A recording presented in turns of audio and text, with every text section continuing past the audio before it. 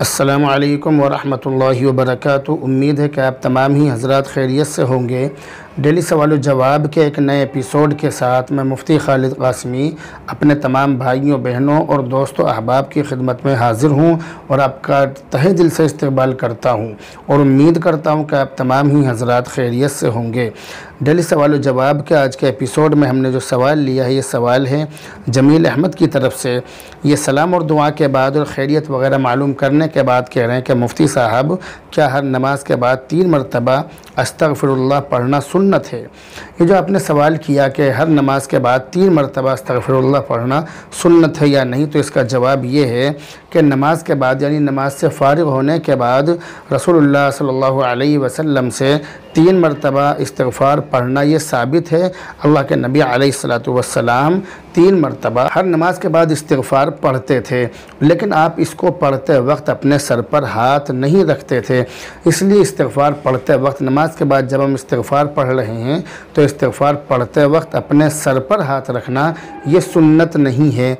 लेकिन अगर कोई आदमी किसी फ़ायदे के लिए या अपने सर के दर्द के लिए या किसी और बात के लिए सर पर हाथ रखना चाहे तो बहरहाल इसकी इजाज़त है, वो सर पर हाथ रख सकता है। दूसरा सवाल इन्होंने ये किया है कि फ़र्ज़ नमाज के बाद आयतुल कुर्सी पढ़ी जाती है, उसके लिए सर पर हाथ रखना ज़रूरी है क्या? ये जो आपने सवाल किया है तो इस सवाल का जवाब ये है कि फ़र्ज़ नमाज के बाद आयतुल कुर्सी पढ़ने की बहुत ज़्यादा फ़जीलत है। यहाँ तक कि इमाम नसाई ने हज़रत अबू उमामा रज़ी अल्लाह ताला अन्हु के हवाले से ये हदीस नक़ल फ़रमाई है कि जो शख्स हर फ़र्ज़ नमाज के बाद आयतुल कुर्सी पढ़ा करे तो उसको जन्नत में दाखिल होने से मौत के अलावा और कोई चीज़ मानिअ नहीं है, यानी इंतकाल होते ही वो शख्स फ़ौरन जन्नत में दाखिल हो जाएगा।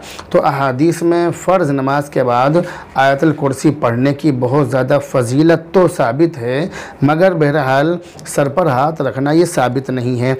लेकिन अगर कोई शख्स अपनी दिमागी ताकत के लिए और दिमागी क़ुव्वत के लिए और दिमागी उलझनों से बचाव के लिए और दिमागी टेंशनों से बचाव के लिए अपने सर पर हाथ रखकर आयतुल कुर्सी पढ़े तो इसकी गुंजाइश है। ये बहरहाल नाजायज़ या हराम नहीं है, लेकिन इसको सुन्नत न समझा जाए, यानी सर पर हाथ रखने को सुन्नत न समझा जाए, क्योंकि सर पर हाथ रखकर आयतुल कुर्सी पढ़ना ये सुन्नत नहीं है। अल्लाह के नबी अलैहिस्सलातु वस्सलाम से ये साबित नहीं है। तीसरा सवाल इन्होंने ये किया है कि अगर किसी ऐसी जगह पर हम नमाज़ पढ़ते हैं कि जहाँ लोगों का आना जाना है तो हमें मुसल्ले के आगे कितनी बड़ी चीज़ रखनी चाहिए?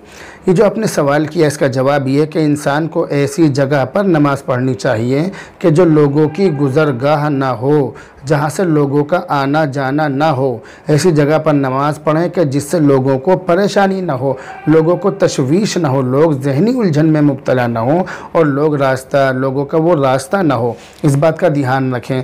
लेकिन अगर बहुत सी मरतबा ऐसा हो जाता है कि इंसान ऐसी जगह पर नियत बांध लेता है कि जो लोगों की गुज़रगाह है, लोगों के निकलने की जगह है, गुज़रने की जगह है और वहाँ के अलावा कोई और रास्ता लोगों के लिए नहीं है और इस शख्स के लिए भी कोई ऐसी जगह नहीं है कि जहाँ पर वो इसके अलावा नमाज़ पढ़ सके, तो अगर ऐसा कोई मौका हो जाए तो उसके लिए ज़रूरी है कि वो अपने आगे कोई लकड़ी रख ले। लकड़ी को, ऐसी चीज़ को अरबी ज़बान में सुतरा कहते हैं। तो मुसल्ले के आगे सुतरा रखना ये नमाजी के लिए ज़रूरी है। इसकी कम से कम मक़दार ये है कि कम से कम 2 बालिश्त लंबी और उंगली की बराबर मोटी लकड़ी वग़ैरह ये गाड़ दी जाए। गाड़ने का मौका ना हो तो किसी चीज़ में खड़ी कर दी जाए, किसी चीज़ के सहारे से उसको खड़ा कर दिया जाए, या इसी तरह किसी तरह कोई और चीज़ अगर उसके पास हो तो उस चीज़ को रख ले।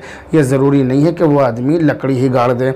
मिसाल के तौर पर कहीं ऐसी जगह पर है कि कोई लंबी सी चीज़ कुछ भी उसके पास हो, चाहे वो मिसाल के तौर पर सफ़र में है तो अपना बैग खड़ा कर ले, अपना बैग अपने आगे रख ले, कोई और चीज़ रख ले। बहुत सारी चीज़ें हैं, कुछ भी वो अपने आगे रख सकता है। ऐसी हालत में वो नमाज़ पढ़ ले, इसमें कोई हरज नहीं, कोई इसमें परेशानी नहीं है। चौथा सवाल इन्होंने किया है कि नमाज में जो सूरह फातिहा पढ़ते हैं तो नमाज में सूरह फातिहा पढ़ते हैं, क्या उसके बाद आमीन पढ़ना ज़रूरी है?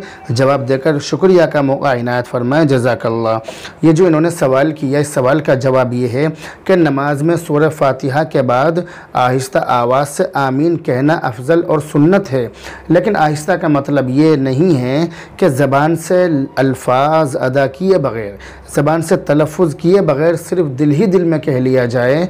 आहिस्ता का ये मतलब हरगिज़ नहीं है, बल्कि ज़बान से तलफ़ुज़ अदा करना ये ज़रूरी है।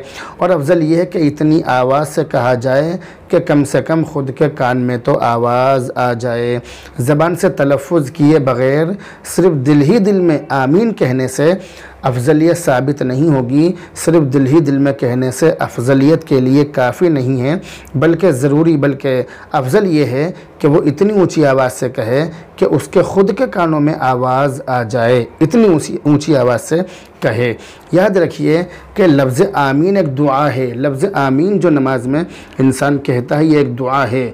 जैसे सूरह फातिहा जो है, जो नमाजी सूरह फातिहा पढ़ता है, तो सूरह फातिहा के अंदर दुआ है, अल्लाह ताला से दुआ की जा रही है। अल्हम्दुलिल्लाहि रब्बिल आलमीन अर्रहमानिर रहीम मालिकी यौमिद्दीन। शुरू की दो आयतों में अल्लाह की तारीफ़ बयान की जा रही है। तीसरी आयत में बतलाया जा रहा है कि मालिकी यौमिद्दीन रोज़े जज़ा का मालिक है। इय्याका नअबुदु व इय्याका नस्तईन। इस आयत के अंदर अल्लाह ताला की माबूदियत और अपनी आबदियत का इजहार किया जा रहा है कि अल्लाह ताला माबूद है, हम उसके बंदे हैं, हम उसकी इबादत कर रहे हैं, उसकी इबादत करते हैं। इहदिनस सिरातल मुस्तकीम सिरातल लज़ीना अनअमता अलैहिम गैरिल मग़ज़ूबि अलैहिम वलद्दाल्लीन। इन आयतों के अंदर अल्लाह ताला से ये कहा जा रहा है, इहदिनस सिरातल मुस्तकीम, हमें सीधा रास्ता दिखा, हमें सीधे रास्ते पर चला। सिरातल लज़ीना अनअमता अलैहिम, उन लोगों के रास्ते पर कि जिन पर तूने अपना इनाम किया। गैरिल मग़ज़ूबि अलैहिम वलद्दाल्लीन, ना तो उन लोगों के रास्ते पर चला कि जिन पर तेरा गुस्सा नाजिल हुआ, और न गुमराह लोगों के रास्ते पर, गुमराहों के रास्ते पर भी हमें मत चला। इसके अंदर ये बात कही जाती है, ये बात इसके अंदर सूरह फातिहा के अंदर अल्लाह ताला के सामने कही जा रही है। जब इतनी बड़ी दुआ अल्लाह ताला से नमाज की हालत में बंदा कह रहा है, तो फिर ऐसी हालत में ज़िम्मेदारी ये है कि फिर बंदा अल्लाह ताला से ये भी कहे कि अल्लाह आमीन, यानी कम से कम अल्लाह तो मेरी इस दुआ को कबूल फरमा ले। आमीन का मतलब ये है कि तू कबूल फरमा, तो कबूल कर ले, आमीन। ये इसके अंदर ये कहा जा रहा है अल्लाह ताला से कि हमने जो ये दुआ की है, ए अल्लाह तो इसको कबूल फरमा। तो आमीन नमाज के बाद में, यानी सूरह फातिहा के बाद में कह लेना चाहिए, ये अफजल है। हल्की आवाज़ से कहना चाहिए, लेकिन इतनी हल्की आवाज़ से न कहे कि पता लगा कि आदमी दिल ही दिल में कह रहा है, बल्कि ज़बान से अल्फाज अदा करें। और इतनी ऊंची आवाज़ तो कम से कम आमीन कहते वक्त होनी चाहिए कि जो ख़ुद कहने वाले के कानों में चली जाए, कानों तक पहुंच जाए। लेकिन इतनी ज़ोर से भी न कहे कि पूरी मस्जिद को सर पर उठा ले, इतनी ज़ोर से भी आमीन कहने की ज़रूरत नहीं है। उम्मीद है कि चारों सवाल जो आपने किए हैं, ये चारों के चारों आपकी समझ में बहुत अच्छी तरह से आ गए होंगे। और मुझे ये भी उम्मीद है कि इन सवालों के जवाब से आपको तसल्ली हो गई होगी। अगर इन सवालों के जवाब आपकी समझ में आ गए हैं तो आप कमेंट करके हमें ज़रूर बताएं। तो बहरहाल अब आपसे रुखसत होते हैं, दुआ में याद रखें। अस्सलामु अलैकुम व रहमतुल्लाहि व बरकातुहू।